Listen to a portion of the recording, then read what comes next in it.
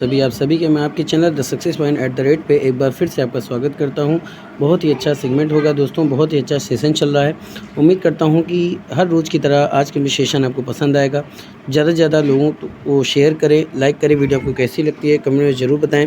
दोस्तों the success point @ उन महत्वपूर्ण टॉपिकों को और उन महत्वपूर्ण प्रश्नों को ही लेकर हाजिर होता है जिससे आप अपने लक्ष्यों के बहुत करीब पहुँच सकते हैं। तो दोस्तों जैसा कि आपको पता है कि आधुनिक भारत के इतिहास पे हमारा डिस्कशन चल रहा है। आधुनिक भारत के इतिहास के अंतर्गत काफ़ी टॉपिकों को हमने अच्छे से डिस्कशन किया है। अगर आप वनरार प्रश्नों को देखना चाहते हैं, MCQ क्वेश्चन को देखना चाहते हैं, तो आप मेरे प्लेलिस्ट में जा कर के वहाँ पे देख सकते हैं। दोस्तों हर तरह के टॉपिक को, हर तरह के सब्जेक्ट को टॉपिक वाइज डिस्कशन किया गया है। आज जो विषय है वो है रामकृष्ण और विवेकानंद। बस समझिए, रामकृष्ण मिशन और विवेकानंद के बारे में हम देखेंगे कि रामकृष्ण मिशन की स्थापना किसने की और विवेकानंद के बारे में थोड़ा सा हम जानने का प्रयास करेंगे। चलिए देखते हैं।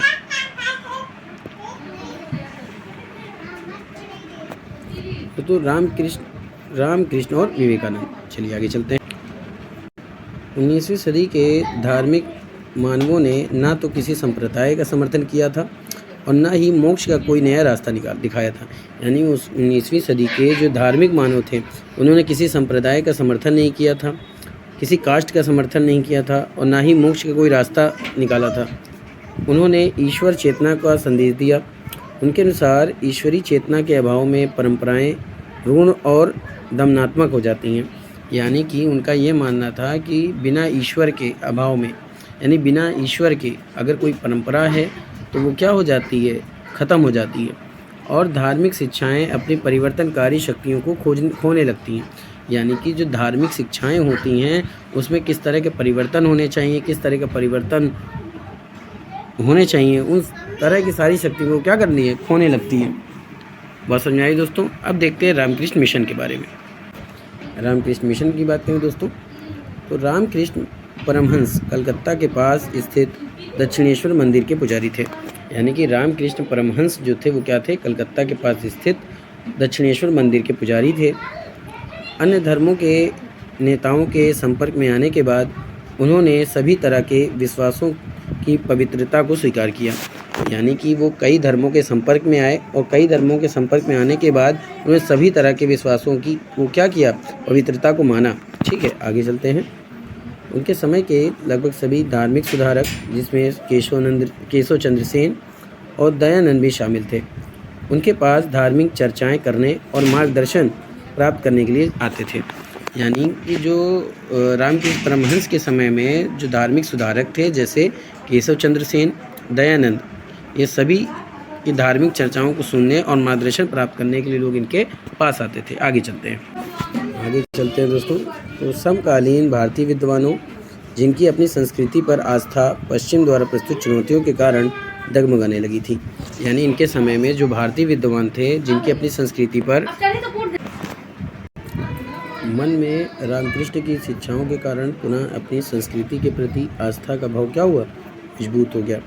रामकृष्ण की शिक्षाओं का प्रचार करने और उन्हें व्यवहार में लाने के लिए पृष्ठ शिष्य विवेकानंद ने क्या किया था कि 1897 में रामकृष्ण मिशन की स्थापना की थी।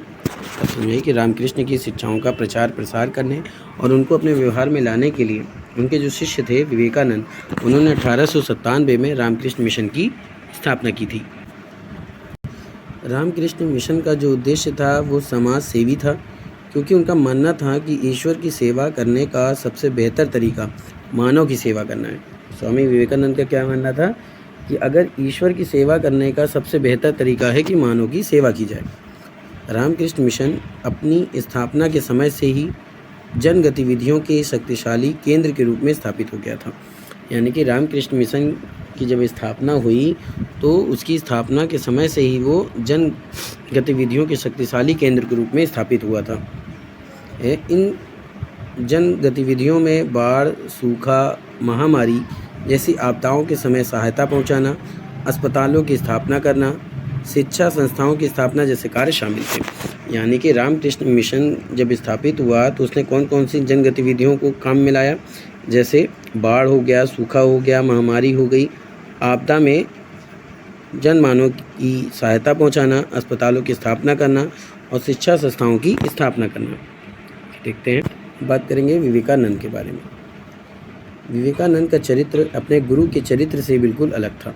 यानी स्वामी विवेकानंद का जो चरित्र था, जो कैरेक्टर था, वो अपने गुरु रामकृष्ण परमहंस से बिल्कुल अलग था। उन्होंने भारतीय व पश्चिमी दर्शनों का अध्ययन किया। स्वामी विवेकानंद ने भारतीय व पश्चिमी दर्शनों का अध्ययन किया, लेकिन जब तक वे रामकृष्ण से नहीं मिले उन्हें मानसिक शांति प्राप्त नहीं हुई। स्वामी विवेकानंद का चरित्र अपने गुरु से बिल्कुल अलग था। उन्होंने क्या किया कि भारतीय व पश्चिमी दर्शनों का अध्ययन किया, लेकिन वो जब तक रामकृष्ण से नहीं मिले तब तक उनको मानसिक शांति नहीं मिली। आगे है, उनका मन जो था वो केवल अध्यात्म से ही नहीं जुड़ा था, बल्कि अपनी मातृभूमि की तत्कालीन परिस्थितियाँ भी उनके मन को आंदोलित करती रहती थी। बात समझ में आई? उनका जो मन था वो केवल अध्यात्म से नहीं जुड़ा था, बल्कि वो अपने मातृभूमि की तत्कालीन परिस्थितियाँ भी उनके मन को क्या करती थी? आंदोलित करती थी। संपूर्ण भारत की बात करें तो संपूर्ण भारत में भ्रमण करने के बाद उन्होंने पाया कि गरीबी, गंदगी, मानसिक उत्साह का अभाव और भविष्य के प्रति आशान्वित न होने जैसी परिस्थितियां हर कहीं व्याप्त हैं। यानी कि पूरे भारत में उन्होंने जब भ्रमण किया, ट्रेवल किया, तो उन्होंने क्या देखा कि जैसे गरीबी हो गई, गंदगी हो गई, मानसिक उत्साह का अभाव था, जिसकी वजह से भविष्य के प्रति उनमें आशान्वित जैसी परिस्थितियां उत्पन्न हुई थी। देखते हैं विवेकानंद ने क्या किया कि स्पष्ट रूप से कहा कि अपने सभी प्रकार की गरीबी और पतन के लिए स्वयं हम ही जिम्मेदार हैं। स्वामी विवेकानंद ने कहा कि हम सभी प्रकार की गरीबी जो है और उसके पतन के लिए स्वयं जिम्मेदार हैं। स्वामी विवेकानंद ने अपने देशवासियों को कहा कि अपनी मुक्ति के लिए स्वयं प्रयास करने का संदेश दिया। स्वामी विवेकानंद ने क्या कहा कि अगर वो अपनी गरीबी से मुक्ति पाना चाहते हैं तो उन्हें स्वयं प्रयास करना चाहिए। उन्होंने स्वयं भी अपने देशवासियों को जागृत करने और उनकी कमजोरियों की ओर ध्यान दिलाने का दायित्व भी संभाला। स्वामी विवेकानंद ने क्या किया कि उनके भारत के जितने भी देशवासी थे उनको जगाने के लिए, उनकी कमजोरियों को दूर करने के लिए और उनकी कमजोरियों की ओर ध्यान देने का भी दायित्व खुद ही संभाला। उन्होंने अपने जीवन भर संघर्ष करने और मृत्यु द्वारा नया रूप धारण करने, गरीबों के प्रति दयाभाव रखने, भूखों को भोजन उपलब्ध कराने और विविध स्तर पर लोगों को जागृत करने के लिए भी प्रेरित किया। उन्होंने कौन सा काम किया? मृत्यु द्वारा नया रूप धारण करने, गरीबों के प्रति दयाभाव रखने के लिए और भूखों को भोजन कराने के लिए वृहद स्तर पर लोगों को जागृत भी किया। स्वामी विवेकानंद ने 1893 में अमेरिका के शिकागो में आयोजित विश्व धर्म सभा में भी भाग लिया था। आगे प्यारे दोस्तों, इनके द्वारा वहां दिए गए भाषण ने अनेक देशों के लोगों के मन को गहराई तक प्रभावित किया और विश्व की नज़र में भारतीय संस्कृति की प्रतिष्ठा में भी वृद्धि की। यानी जब ये शिकागो गए तो उन्होंने बहुत सारे भाषण दिए और उस भाषण का ये असर हुआ कि देशों के लोग, वो जो भाषण थे वो अन्य देशों के लोगों के मन को भी गहराई तक प्रभावित की और विश्व की नज़र में जो भारतीय संस्कृति थी उसकी प्रतिष्ठा को भी बढ़ाया, उनके मान सम्मान को भी बढ़ाया। आगे देखते हैं ईश्वरचंद्र विद्यासागर। उन्हें क्या माना जाता है? विधवा पुनर्विवाह के प्रवर्तक के रूप में ईश्वरचंद्र विद्यासागर को माना जाता है। आइए उनके बारे में भी प्यारे दोस्तों, इनके बारे में देखें तो सामाजिक सुधार आंदोलन जो देश के सभी भागों और सभी धर्मों तक विस्तृत था, वास्तव में धार्मिक सुधार आंदोलन ही था। बात समझे?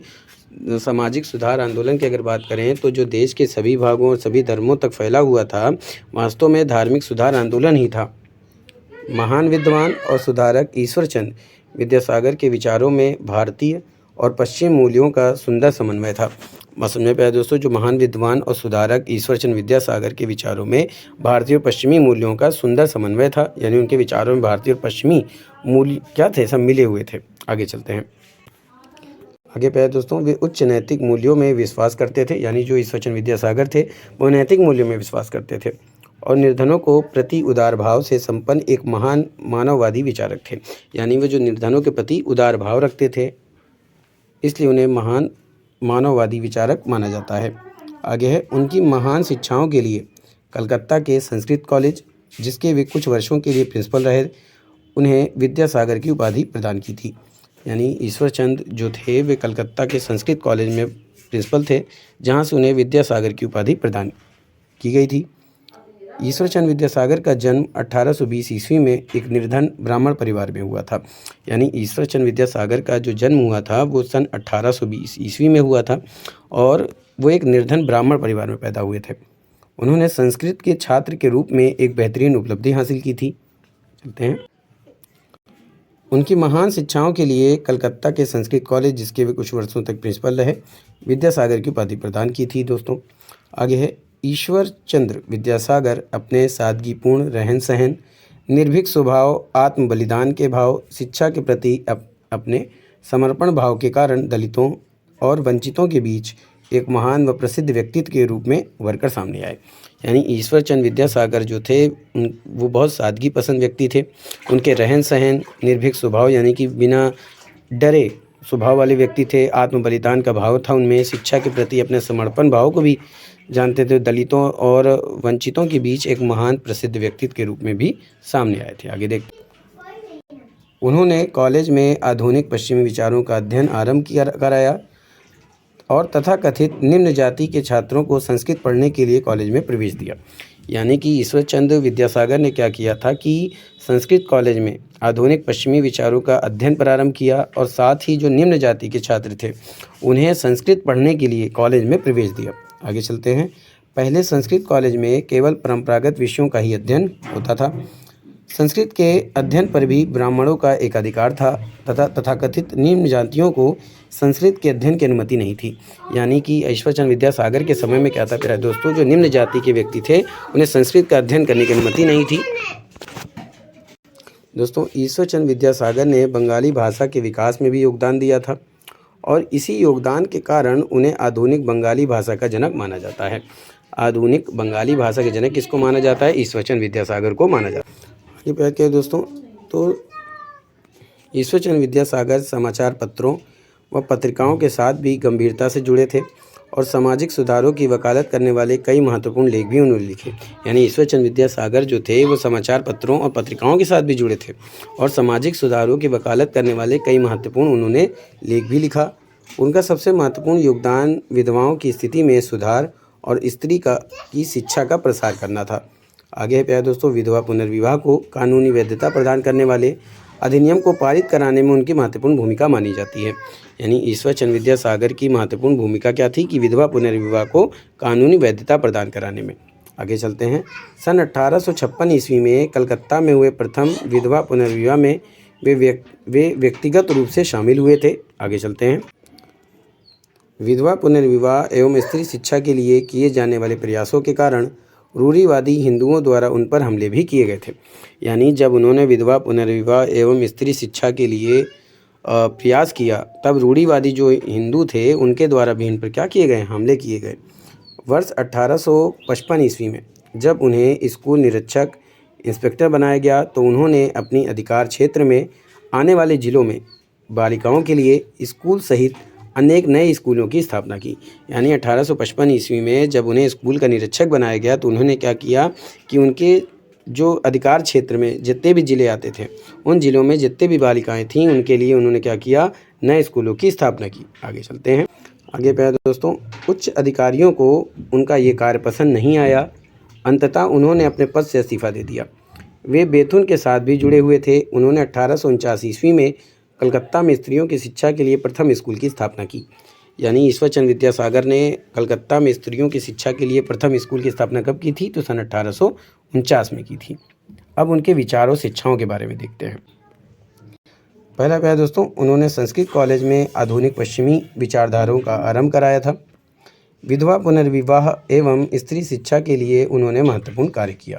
बिल्कुल सही बात है। आगे प्यारे दोस्तों, विधवा पुनर्विवाह को कानूनी वैधता प्रदान करने वाले अधिनियम को पारित कराने वालों में एक उनका नाम भी शामिल है। प्यारे दोस्तों, अगर अभी तक आपने चैनल को सब्सक्राइब नहीं किया तो सब्सक्राइब कर दीजिए, बेल आइकन ऑन कर दीजिए ताकि नोटिफिकेशन मिलती रहे। प्यारे दोस्तों, जितने भी टॉपिक हैं जो डिस्कशन चल रहा है उसको ध्यान से पढ़ें, ध्यान से समझें, क्योंकि इसी से संबंधित महत्वपूर्ण MCQ क्वेश्चन बनाए जाएंगे। आपको मॉक टेस्ट देना होगा प्यारे दोस्तों और उसमें से आप देखेंगे कितना आप कर पा रहे हो, इसलिए बहुत अच्छे से ध्यान से समझते चलिए। आगे है, वे विधवा पुनर्विवाह के प्रबल समर्थक थे। आगे प्यारे दोस्तों, वे कई समाचार पत्रों व पत्रिकाओं के साथ भी जुड़े थे। सामाजिक सुधारों की वकालत करने वाले कई महत्वपूर्ण उन्होंने लेख भी लिखे जिसकी वजह से उन पर कई अत्याचार भी किया गया। उन पे हमले भी किए गए। आगे चलते हैं। उन्होंने बंगाली भाषा के विकास में भी योगदान दिया था और इसी कारण उन्हें आधुनिक बंगाली भाषा का जनक भी माना जाता है। तो इस तरह से उन्होंने क्या किया, काफ़ी योगदान दिया दोस्तों। ईश्वरचंद्र विद्यासागर को खास करके विधवा पुनर्विवाह अधिनियम को पारित कराने के लिए जाना जाता है। उन्होंने स्त्री की शिक्षा के लिए भी काफ़ी कार्य किया है दोस्तों। तो आज का सेशन यहीं पे समाप्त करते हैं दोस्तों। फिर मिलेंगे इसी चैनल पर महत्वपूर्ण टॉपिक के साथ। तब तक के लिए जय Hind, wish you all the best. अगर आप अभी तक आपने चैनल को सब्सक्राइब नहीं किया, सब्सक्राइब करें, बेल आइकन ऑन करें, नोटिफिकेशन मिलती रहेगी। और वीडियो को ज़रा शेयर कीजिए, लाइक कीजिए। वीडियो आपको कैसी लग रही कमेंट में ज़रूर बताएं। जितने ज़्यादा से ज़्यादा लोग इस वीडियो से जुड़ेंगे, इस चैनल से जुड़ेंगे, हमारा मनोबल बढ़ेगा, हम और अच्छा करने का प्रयास करेंगे। फिर मिलते हैं। जय Hind, wish you all the best.